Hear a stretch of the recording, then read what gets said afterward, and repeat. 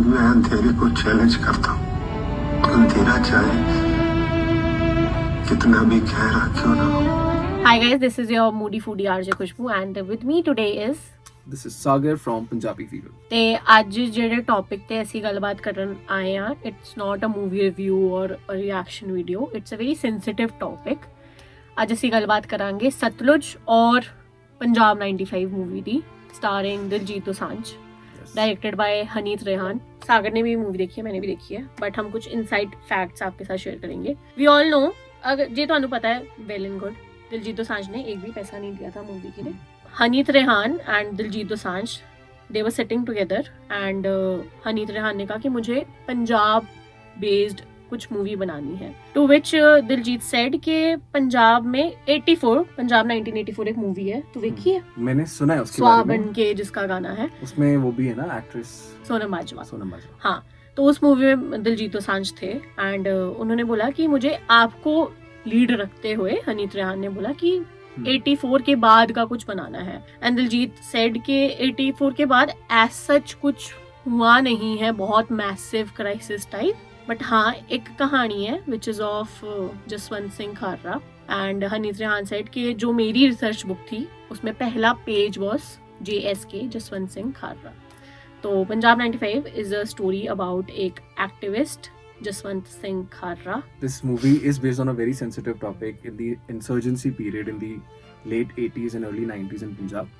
So, as Khushbu said, this movie is based on Jaswant Singh Khalra, who was a normal bank employee, I think a director in a bank, जिनको जब police brutality and बहुत सारे ऐसे incidents हो रहे थे। It was at peak। उन्होंने ਜਦੋਂ ਵੇਖਿਆ ਕਹਿੰਦੇ ਨੇ ਨਾ ਸਾਡਾ खून पंजाबियों ਦਾ खून है, तो वो हमें जो अपने भाइयों के लिए जो उनकी एक उन्होंने आवाज उठाने की कोशिश करी and then he himself started researching. Diljit had made this movie in 2020। ਤੇ ਮੇਰੇ ਮੰਮਾ ਨੇ ਤਾਂ ਯਾਰ ਉਹ ਅੰਮ੍ਰਿਤਸਰੋਂ ਨੇ, she has lived this, operation blue star हो या 84 में जो भी कुछ हुआ था, उन्होंने सब खुद एक्सपीरियंस किया है और वो बताते हैं हमें। The day movie I see, I am so glad कि मैंने तो उसी वक्त ये मूवी देख ली थी। इनफैक्ट दिलजीत ने खुद बोला था कि ही हैड दैट फीलिंग कि यार ये मूवी को हटा दिया जाएगा। Movies or films are ultimately a form of either entertainment or creating awareness or telling a story। वो क्रिएटिव एंड आर्टिस्टिक एक्सप्रेशन होती है। तो CBFC या जो भी बॉडीज हैं जो मूवीज को कट कर रहे हैं या रिमूव कर रहे हैं प्लेटफॉर्म से, उनका काम सर्टिफिकेशन देना है। व्हाई आर दे डिक्टेटिंग कि लोग क्या देखेंगे क्या नहीं देखेंगे?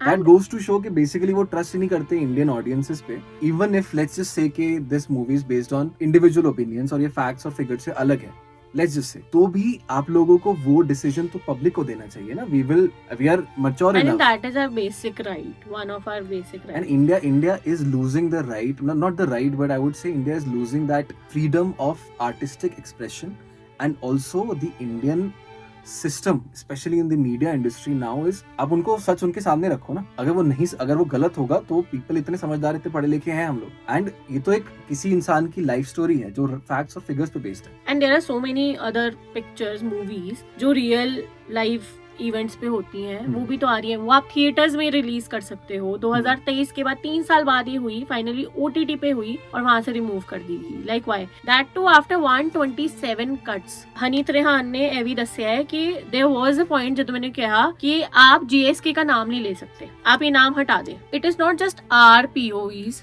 Z5 ने भी एक पोस्ट पाई है, उन्होंने भी ये किया है कि we ourselves are supporting the movie Sutlej, but due to whatever reasons या for now ये मूवी हटा दी गई है, हम वापस आएंगे। And you know what, A movie India च बैन है, बाहर आपको मिलेगी, बाहर रिलीज भी हुई है, बाहर भी टोरंटो फिल्म फेस्टिवल से ये मूवी को हटा दिया गया था। एंड दिलजीत का एक और इंटरव्यू में there was a post that he had made कि he wanted people to start talking about Jaswant Singh खालरा and his story। तो he has achieved that। अभी लोग बात कर रहे हैं उनकी स्टोरी के बारे में, even if इस फिल्म के बैन होने की वजह से ये चीज हो रही है। हनीत रेहान ने बहुत सारे इंटरव्यूज में कहा है, आप उसको लोगों तक पहुंचने तो दो, उसके बाद लेट द पीपल डिसाइड कि ये प्रोपेगेंडा है, सच है, झूठ है, व्हाटएवर। अब आर्ट को ही अगर दबा दोगे तो this is not the right thing and this is not a good direction for the Indian media. पैसा कमाना भी देखो ना, आई डोंਟ नो कि मैं ਪਹਿਲਾਂ ਦੱਸਿਆ ਕਿ ਨਹੀਂ ਦੱਸਿਆ, ਦਿਲਜੀਤ ਦੋਸਾਂਝ ਨੇ 1 ਵੀ ਰੁਪਿਆ ਨਹੀਂ ਦਿੱਤਾ ਇਸ ਮੂਵੀ ਲਈ। ਹਨੀਤ Ryan himself said in an interview that he just said मैंने करना है for Punjab, I want to do this for my Punjab. मुझे तो बाकी CBFC का सिस्टम ही नहीं समझ आता है कि they are there to give a certification to a movie. क्या ये मूवी बच्चों के लिए है, क्या ये मूवी अडल्ट्स के लिए है, क्या ये मूवी रेटेड R है? व्हाई आर दे लाइक इतने ज्यादा कट्स देना even for other movies? Like अभी Obsession had released in India with all of the major plot scenes या मेजर इम्पैक्ट सीन्स को कट कर दिया even after getting an adult rating. I don't get it that why are you cutting movies and why are you removing the impact? इनको लगता है कि adult scenes देख लेंगे अगर इंडियन ऑडियंस तो करप्ट हो जाएंगे। And if you talk about the movie Punjab 95 और सतलुज, ਜਾਂ ਜਿਹਦਾ ਸਭ ਤੋਂ ਪਹਿਲਾ ਨਾਮ ਸੀਗਾ ਘੱਲੂਘਾਰਾ, तो ये movie based on true event सीगी। Jaswant Singh खाररा जी की स्टोरी थी, कैसे उन्होंने अपने पंजाब के लिए वो खड़े हुए और रैंडमली एक दिन उन्हें ही उठा लिया जाता है। वो ये मुद्दा उठा रहे सीगे कि कितने लोग पंजाब से गायब हो रहे हैं जिनका ऑन रिकॉर्ड्स कोई हिसाब नहीं है। ऑन रिकॉर्ड्स हिसाब है तो वो हजारों में है, बट जितने लोग गायब हुए हैं वो लाखों में है। कितनी फैमिलीज हैं, कितने बच्चे अपने पेरेंट्स को ढूंढ रहे हैं, कितनी माएं अपने बेटों को ढूंढ रही हैं, लेकिन उन्हें का कुछ पता नहीं है। जब JSK ने ये मुद्दा उठाया तो उन्हें ही एक दिन प्रॉपर लाइक डे टाइम पे उन्हें उठा लिया गया पुलिस के द्वारा। एंड आज तक we don't know where is he, वो हैगी भी नहीं है कि नहीं है। यही चीज मूवी च दिखाई गई। कुछ उसमें ये नहीं दिखाया गया कि अरे उन्हें मार दिया गया है। ਤੇ ਇਹ मूवी भी ट्रू इवेंट्स ਤੇ बेस्ड है।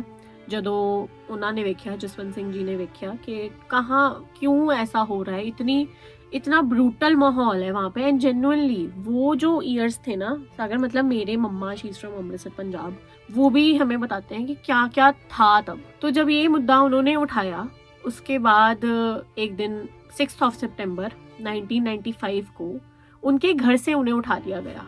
एंड ਅੱਜ तक वो किथे ने किसी ਨੂੰ नहीं पता। ਤੇ मूवी च भी उन्होंने ਦੀ डिसअपीयरेंस दिखाई है। उनको ये नहीं कर दिया कि अरे मार दिया, ये घोषित नहीं कर दिया। आप लोग भी guys, you should also tell us in the comments कि do you think that this is the right direction that Indian media is going, कि freedom of speech का क्या status है इंडिया के अंदर? And movies like this which are based on facts, which are based on real life people, their stories and real incidents जो history में हुए थे, तो अगर उनकी स्टोरीज को लोगों तक पहुंचने से पहले ही रिमूव कर दिया जाए, उसको पहले इतना सेंसर किया जाए कि वो वैसे ही जो उसके क्रिएटर्स हैं, जो उसके डायरेक्टर हैं, उसके आर्टिस्ट हैं, वो लोग होपलेस हो जाए, और जब वो आए लोगों तक उसको तब हटा दिया जाए, तो Also, ये कैसा डायरेक्शन है? थोड़ा टाइम पहला मैं एक आर्टिकल पढ़ा सी, अनुराग कश्यप, उनकी मूवी आई थी स्टारिंग बॉबी देओल, बंदर, जेन्युइनली नाइस मूवी, ठीक है, सस्पेंस के बाद सस्पेंस है।